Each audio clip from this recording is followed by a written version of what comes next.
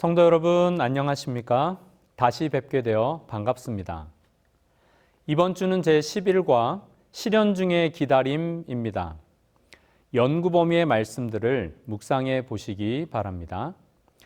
교과 주제에 맞게 축약된 기억절 갈라디아서 5장 22절을 함께 읽겠습니다. 시작! 오직 성령의 열매는 오래 참음과 갈라디아서 5장 22절 말씀. 핵심 질문은 실현 중에 참고 기다리는 것의 가치와 교훈은 무엇인가입니다. 핵심 단어는 주님의 시간에로 정해 보았습니다. 매일의 제목에서 성경이 그려주는 기다림의 큰 그림을 묵상해 볼 수 있습니다.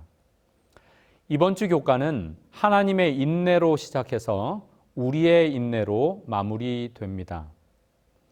앞서 공부하신 것처럼 시련의 도가니를 극복하기 위해 우리에게는 소망과 온유함이 필요합니다. 이 둘은 기다림이라는 속성을 가지는데요. 성경은 이것을 인내의 기다림으로 묘사합니다. 마치 나무의 열매가 맺히는 것처럼 우리에게서 성령의 열매가 맺히도록 하나님께서 오래 참고 기다리시는 모습을 보여줍니다. 하나님은 사랑이심으로 우리에게 가장 좋은 것을 가장 좋은 때에 주고자 하십니다. 이러한 하나님을 신뢰할 때 우리는 기다릴 수 있게 됩니다. 이번 주 교과는 두 가지를 강조합니다. 첫째, 인내하는 기다림은 성령의 열매이며 우리가 시련을 극복하는 데 매우 중요합니다. 둘째, 우리가 기다리는 분을 알고 신뢰할 수 있을 때 우리는 인내로 기다릴 수 있습니다. 이미 6과에서 야곱과 관련하여 우리는 시련 중의 인내를 공부했습니다. 이번 11과에서 다루는 인내는 약간 결이 다른 것 같습니다. 6과는 투쟁하며 밀고 나가는 인내라면 11과는 기다리면서 견디는 인내를 다룬다고 하겠습니다. 첫째 날은 인내의 하나님입니다. 로마서 15장 4절부터 있는 말씀입니다. 무엇이든지 전에 기록된 바는 우리의 교훈을 위하여 기록된 것이니 우리로 하여금 인내로 또는 성경의 위로로 소망을 가지게 함이니라. 이제 인내와 위로의 하나님이 너희로 그리스도 예수를 본받아 서로 뜻이 같게 하여 주사 한 마음과 한 입으로 하나님 곧 우리 주 예수 그리스도의 아버지께 영광을 돌리게 하려 하노라. 여기 인내와 위로가 함께 언급되고 있는 이유는 무엇일까요? 한번 깊이 묵상해 보시기 바랍니다. 인내와 위로를 통해 우리가 가지게 되는 것은 무엇이라고 말씀합니까? 네, 소망입니다. 인내와 위로와 소망은 누구로 말미암는 것입니까? 하나님께로 말미암는 것입니다. 하나님의 인내를 묘사하는 성경 표현 중 대표적인 것은 노하기를 더디하는 분입니다. 또한 사람들에 대해 참는 분으로 묘사됩니다. 하지만 하나님의 참으심은 결코 무관심하거나 무력하거나 우유부단하기 때문이 아닙니다. 혹은 속으로 꾹꾹 눌러 담아두었다가 복수하려고 엎드려 있는 것과는 전혀 상관이 없습니다. 하나님은 우리에 대한 사랑이 풍성하시고 많은 사람을 구원하시기 원하심으로 오래 참으시는 것입니다. 바울은 우리에게 질문합니다. 로마서 2장 4절입니다. 혹 네가 하나님의 인자하심이 너를 인도하여 회개하게 하심을 알지 못하여 그의 인자하심과 용납하심과 길이 참으심이 풍성함을 멸시하느냐? 베드로는 선언합니다. 베드로서 3장 9절과 15절입니다. 오직 주께서는 너희를 대하여 오래 참으사 아무도 멸망하지 아니하고 다 회개하기에 이르기를 원하시느니라. 또 우리 주의 오래 참으심이 구원이 될 줄로 여기라. 하나님의 오래 참으심은 우리에게 구원이 됩니다. 아멘. 원하거나 약속된 것을 원하는 때에 가지지 못하면 우리는 짜증이 나고 조급해지고 불안해하다 못해 불신에 빠집니다. 그런데 실상은 거의 불가능한 것을 바라는 우리의 욕심 때문이 아니던가요? 마르틴 루터가 성도들의 인내가 여기에 있다고 언급한 시편 37편에서 다윗은 우리에게 권고합니다. 7절 말씀입니다. 여호와 앞에 잠잠하고 참고 기다리라. 자기 길이 형통하며 악한 꾀를 이루는 자 때문에 불평하지 말지어다. 여기 참고 기다리라는 말은 히브리어로 훌인데 빙빙 돌다, 괴로워하다, 견고하다, 강하다, 몸부림치며 괴로워하다를 뜻합니다. 고통을 감내하면서 상처와 슬픔에 잠긴 마음을 추스르며 떨고 전율하는 그런 모습입니다. 어쩌면 이것이야말로 시련의 가장 본질적인 모습일 것입니다. 인내를 배운다는 것은 분명 쉬운 일이 아닙니다. 기다림의 사람 다윗은 이렇게 노래합니다. 시편 27편 14절입니다. 너는 여호와를 기다릴지어다. 강하고 담대하며 여호와를 기다릴지어다. 이스라엘 백성들은 성전으로 올라가며 노래합니다. 시편 130편 말씀입니다. 파수꾼이 아침을 기다림보다 내 영혼이 주를 더 기다리나니 참으로 파수꾼이 아침을 기다림보다 더하도다. 이스라엘아 여호와를 바랄지어다. 여호와께는 인자하심과 풍성한 속량이 있음이라. 그가 이스라엘을 그의 모든 죄악에서 속량하시리로다. 기다림의 초점이 어디에 있습니까? 여호와를 기다리라. 여호와를 바라라고 노래합니다. 사도 바울은 이렇게 고백하며 권면합니다. 로마서 5장에 있는 말씀입니다. 다만 이뿐 아니라 우리가 환난 중에도 즐거워하나니 이는 환난은 인내를, 인내는 연단을, 연단은 소망을 이루는 줄 알미로다. 소망이 우리를 부끄럽게 하지 아니함은 우리에게 주신 성령으로 말미암아 하나님의 사랑이 우리 마음에 부은 바 됨이니. 인내는 우리를 어디로 인도합니까? 소망으로 인도합니다. 우리는 기다림 가운데서 하나의 초점만 가질 수 있습니다. 내가 기다리는 그것 아니면 그 모든 것을 주관하시는 그분께 말이죠. 우리 교과 150쪽은 이렇게 설명합니다. 얼마나 오래 기다리느냐가 아니라 어떤 자세로 기다리느냐가 본질적인 차이점이다. 만일 우리가 하나님을 신뢰한다면, 우리 삶을 그분의 손에 맡겼다면, 우리 의지를 그분께 굴복시켰다면 우리는 그분께서 가장 최선의 때에 가장 최선의 길로 우리를 이끄실 것을 신뢰할 수 있다. 둘째 날은 하나님의 시간에입니다.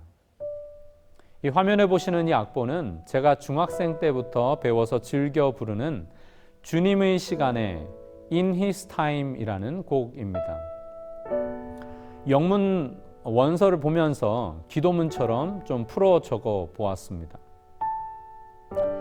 주님의 시간에 주의 방법대로 모든 것 아름답게 하시는 주님, 매일 보여주소서. 주의 길 가르치소서. 말씀대로 이루시는 주님 알게 하소서. 주님의 시간에 주의 방법대로 모든 것 아름답게 하시는 주님, 시련의 시간 지날 때 온전히 드린 내 삶이 주께 사랑스러운 노래 되게 하소서. 아멘. 감옥 속의 요셉, 사자굴의 다니엘, 구덩이 속 예레미야가 그러했듯이 지금 우리의 삶이 주님을 신뢰하는 찬양이 되길 기도합니다. 로마서 5장 6절 말씀입니다. 우리가 아직 연약할 때에 기약대로 그리스도께서 경건하지 않은 자를 위하여 죽으셨도다. 갈라디아서 4장 4절 때가 차매 하나님이 그 아들을 보내사 여자에게서 나게 하시고 율법 아래에 나게 하신 것은. 사도 바울은 예수님께서 우리를 위해 돌아가시기 위해 정확한 때에 이 땅에 오셨다고 말합니다. 그러나 왜 그때여야 했는지에 대해서는 언급하지 않습니다. 예수님의 다시 오심은 왜 그토록 오래 지체되는 것 같은지, 왜 나의 기도에 응답하시기까지 그리 오랜 시간이 걸리는 것 같은지 의문이 들 수도 있습니다. 다니엘서 9장에서 예수님을 메시아로 가리키는 70일의 예언을 생각해 봅시다. 여기에는 시간에 대한 표현들이 연이어 등장합니다. 7일에, 62일에, 마지막 한 일에, 그리고 그 절반, 그리고 이미 정한 종말까지. 70일의 예언은 얼마나 긴 기간을 가리키고 있습니까? 1일을 1년으로 해석하는 방식을 따르면 70일에 490일, 즉 490년을 뜻합니다. 가브리엘 천사는 다니엘에게 그 환상을 깨달으라고 말합니다. 사실 다니엘 자신의 생애 주기를 한참 넘어가는 그 아득한 시간들, 다니엘에게 70일에는 얼마나 길게 느껴졌을까요? 동시에 메시아를 바라는 그 기다림은 얼마나 소중하게 다가왔을까요?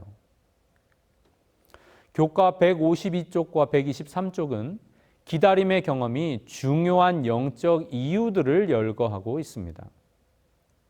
첫째, 기다림은 우리의 관심을 사물에서 그분께로 돌리게 합니다. 둘째, 기다림은 우리 자신의 동기와 욕망을 솔직하게 돌아보게 합니다. 셋째, 기다림은 인내, 곧 영적 체력을 기르도록 합니다. 넷째, 기다림은 믿음과 신뢰 등 영적인 힘을 개발할 기회를 줍니다. 다섯째, 기다림은 하나님의 더 큰 계획과 섭리의 성취로 이끌어 줍니다. 여섯째, 기다림은 그 기다림의 이유를 전혀 모를 때에도 믿음으로 사는 법을 배우게 합니다. 기다림을 허락하시는 또 다른 이유들을 각자 한번 생각해 보시기 바랍니다. 가려 뽑은 기별 1권 189쪽입니다. 하나님께서는 때와 시기에 관하여는 당신 자신의 권한에 두셨다. 그러면 하나님께서 왜 이 지식을 우리에게 주지 않으셨을까? 그 이유는 비록 하나님께서 그 지식을 주셨을지라도 우리가 그 지식을 올바로 활용하지 않을 것이기 때문이었다. 이 지식으로 말미암아 우리 백성들 사이에 빚어질 사태는 장차 올 큰 날에 서도록 백성을 준비시키는 일에 하나님의 사업을 크게 지연시킬 것이다. 셋째 날은 다윗, 기다림의 실물 교훈입니다. 여호와께서 사무엘 선지자를 이새의 집으로 보내셔서 막내 아들 다윗에게 기름을 부으셨습니다. 여호와의 영에 크게 감동된 다윗은 수금을 타서 사울 왕의 불안정한 정신을 달래주도록 부름을 받습니다.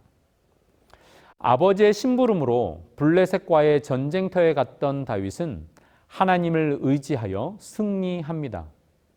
하지만 사울 왕은 칭송받는 다윗을 질투하여 그를 끈질기게 죽이려고 시도합니다. 요나단도 사울 자신조차도 다윗이 왕이 될 것을 알고 있었습니다. 한번 생각해 보시기 바랍니다. 하나님께서도 선지자를 통해 왕이 될 것을 확증해 주셨고 백성들도 그를 칭송하고 현직 왕인 사울도 그의 왕자 요나단도 다윗이 왕이 될 것을 인정하고 있다면 무얼 더 기다려야 할까요? 하지만 다윗은 하나님께서 허락하신 운명일지라도 그것을 앞당기기 위해 아무 일도 하지 않습니다. 오히려 그는 정반대로 행동합니다. 심지어 자기를 죽이려고 추격해오던 사울을 제거할 수 있는 절호의 기회가 왔을 때에도 그는 왕의 고돈만 조금 베어냅니다. 게다가 그렇게 한 일조차 후회합니다. 사무엘상 26장 8절부터 있는 말씀입니다. 아비새가 다윗에게 이르되 하나님이 오늘 당신의 원수를 당신의 손에 넘기셨나이다. 그러므로 청하오니 내가 창으로 그를 찔러서 단번에 땅에 꽂게 하소서. 내가 그를 두 번 찌를 것이 없으리이다 하니 다윗이 아비새에게 이르되 죽이지 말라. 누구든지 손을 들어 여호와의 기름 부음 받은 자를 치면 죄가 없겠느냐 하고 다시 찾아온 절호의 기회도 다윗이 사울왕 죽이기를 거절한 이유는 무엇입니까? 사울왕은 여호와의 기름 부음 받은 자이기 때문이었습니다. 사울을 친히 세우신 분이 누구임을 인정하고 있습니까? 예, 하나님이심을 인정하고 있습니다. 10절입니다. 여호와께서 살아 계심을 두고 맹세하노니 다윗은 지금 무엇을 기억하고 있습니까? 여호와께서 살아 계시다. 여호와께서 살피고 계시다. 여호와께서 주관하신다. 그리고 여호와께서 이루어 가실 것이다. 다윗은 비록 더딜지라도 하나님 앞에서 살아가고 있음을 결코 잊지 않았습니다. 욥의 고백이 문득 떠오릅니다. 내가 알기에는 나의 대속자가 살아 계시니 마침내 그가 땅 위에 서실 것이라. 마침내 그가, 이게 무슨 뜻입니까? 그분의 시간에라는 고백 아닐까요? 사무엘상 26장 12절 말씀입니다. 다윗이 사울의 머리 곁에서 창과 물병을 가지고 떠나가되 아무도 보거나 눈치채지 못하고 깨어있는 사람도 없었으니 이는 여호와께서 그들을 깊이 잠들게 하셨으므로 그들이 다 잠들어 있었기 때문이었더라. 지금 누가 일하고 계십니까? 여호와께서 그들을 깊이 잠들게 하셨습니다. 기다리고 기다리던 그 시간이 왔을 때 하나님께서 역사하시는 그 시간에 이제 내가 무엇을 해야 할까? 다윗은 마음껏 행할 수 있었습니다. 아비새와 같은 판단을 할 수도 있었지만 다윗은 그때야말로 하나님의 강력한 은혜가 어떻게 역사해야 할지를 잘 이해하고 있었습니다. 단지 자신을 추격하던 사울뿐 아니라 그의 종들과 온 백성들이 하나님을 경험할 수 있는 절호의 기회를 그는 놓치지 않았습니다. 하나님의 은혜가 은혜되게 하기 위하여 다윗은 자신에게 주어진 그 기회를 마음껏 활용했습니다. 그는 평강의 하나님을 따라 화평케 하는 자가 되었습니다. 이제 건너편 산꼭대기에 서서 큰 소리로 잠든 사울의 진영을 깨웁니다. 그리고 무슨 일이 일어났었는지를 설명합니다. 그리고는 다윗에게 호소합니다. 20절.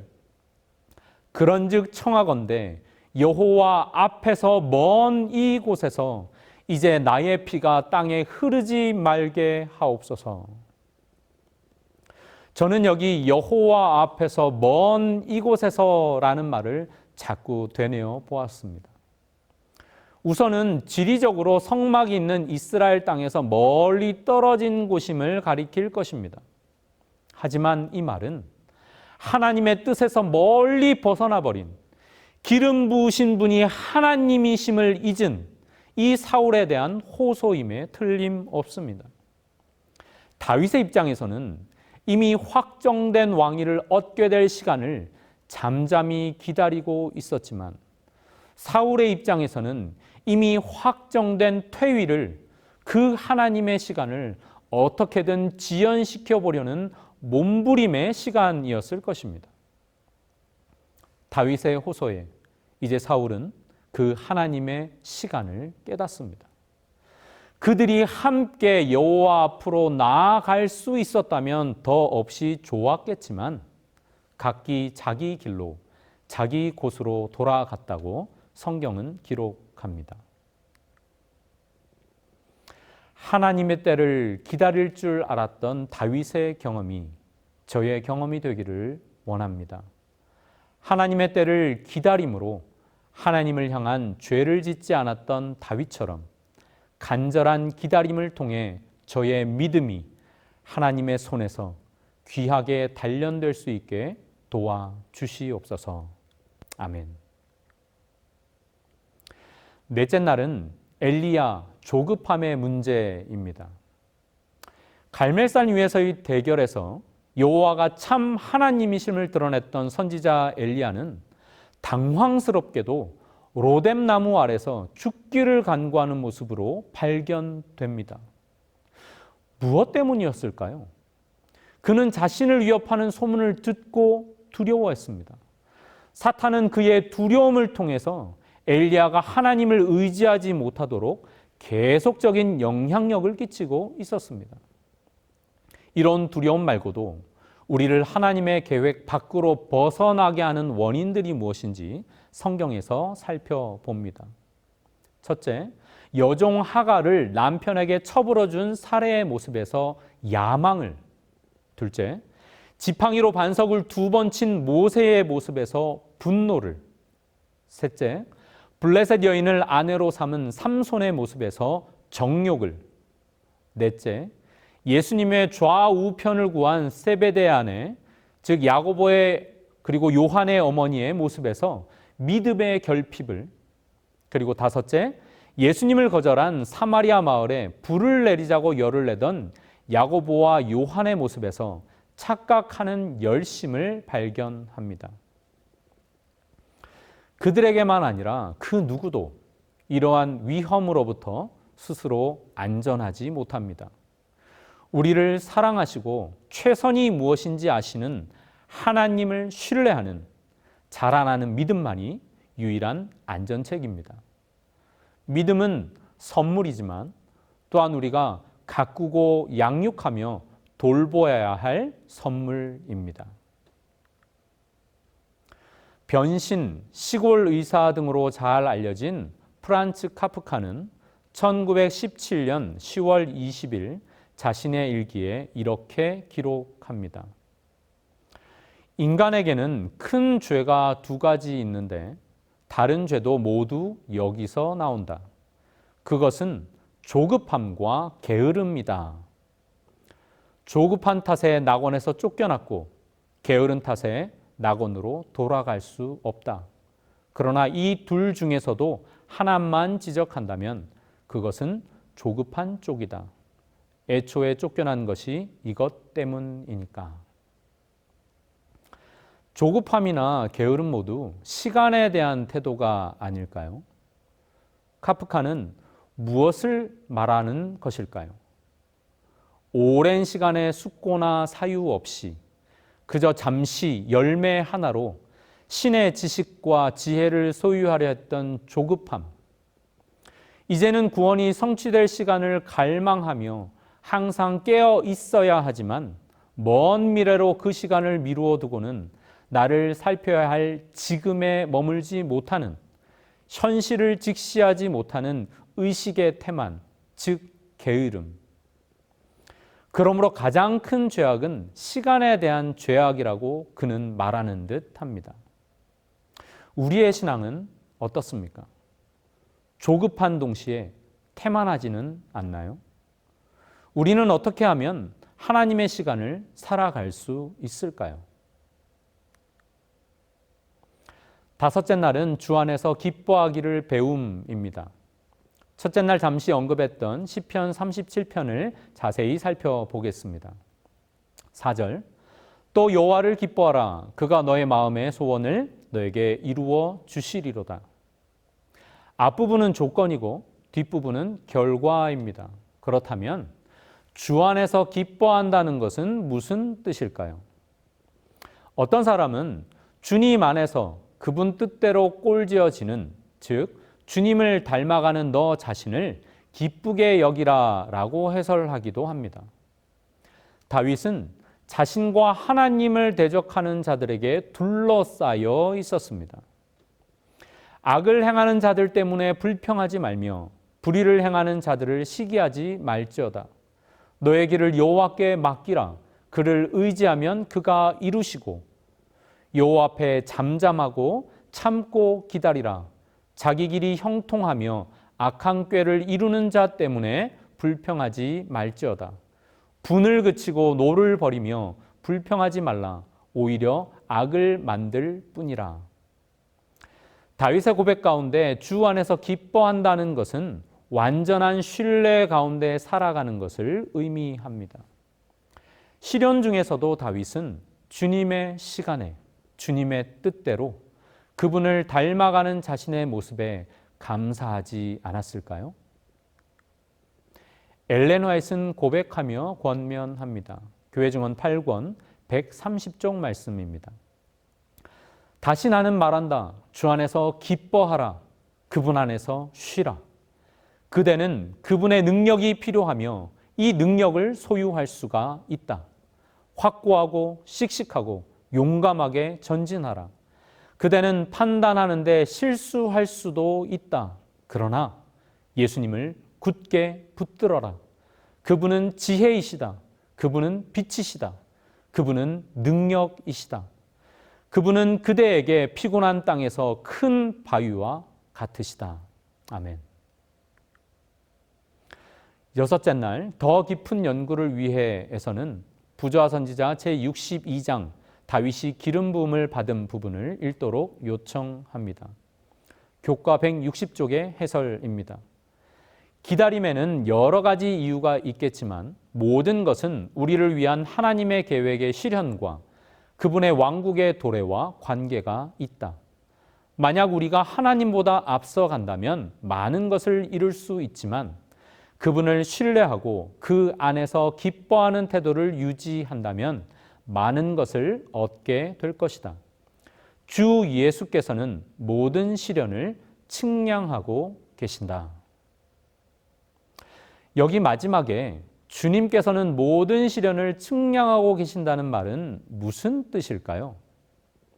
이 사실이 우리에게는 어떤 도움이 될 수 있을까요? 조지 뮬러에게는 오랜 세월 알고 지낸 5명이 있었습니다. 1836년부터 고아원 사업을 시작한 지 8년이 지난 1844년 11월 그는 하늘 아버지께 아직 돌아오지 않은 그 5명을 위해 매일 기도하기 시작했습니다. 18개월이 흘렀을 때 첫 번째 사람이 회심하였습니다. 하나님께 감사하며 그는 계속 기도합니다. 5년이 흘렀고 두 번째 사람이 회심하였습니다. 그는 또 감사하며 기도하기를 계속했습니다. 6년이 지났을 때 세 번째 사람이 회심하였습니다. 그들을 인도하신 하나님께 감사하며 나머지 두 사람을 위해서 그는 계속 기도했습니다. 그러나 36년이 흘렀지만 그 둘은 아직 회심하지 않고 있었습니다. 조지 밀러는 자신의 일기장에 다음과 같이 기록했습니다. 그러나 나는 하나님께 소망을 두고 계속 기도하며 응답을 구한다. 그들은 아직 회심하지 않았지만 그렇게 될 것이다. 매일 멈추지 않은 그의 기도는 52년간 이어졌고 조지 밀러가 마지막으로 설교하던 그날 둘 중 한 사람이 우연히 그 교회에 왔다가 예수님을 믿게 되었습니다. 이제 마지막 한 사람. 조지 밀러는 마지막 호흡마저도 그 한 사람을 빼놓지 않고 기도했습니다. 하지만 그 한 사람의 회심을 자신의 생전에는 볼 수 없었습니다. 그런데 그의 장례식에 참석했던 그 마지막 사람은 자신을 위해 오랜 세월 기도해온 뮬러의 이야기를 듣고 깜짝 놀랍니다.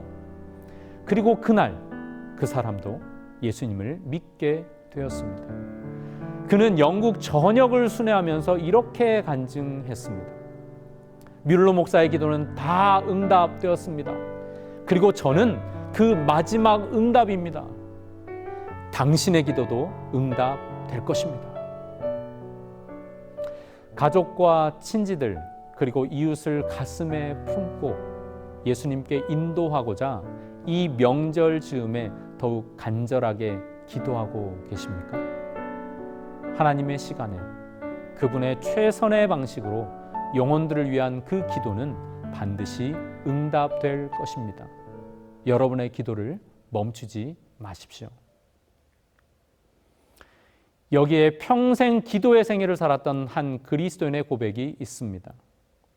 나는 나의 병고를 허락하신 하나님의 목적을 밝히 파악할 수 없으나 주님께서는 가장 좋은 것이 무엇임을 아심으로 그분께 나의 혼과 몸과 영을 맡길 것이다.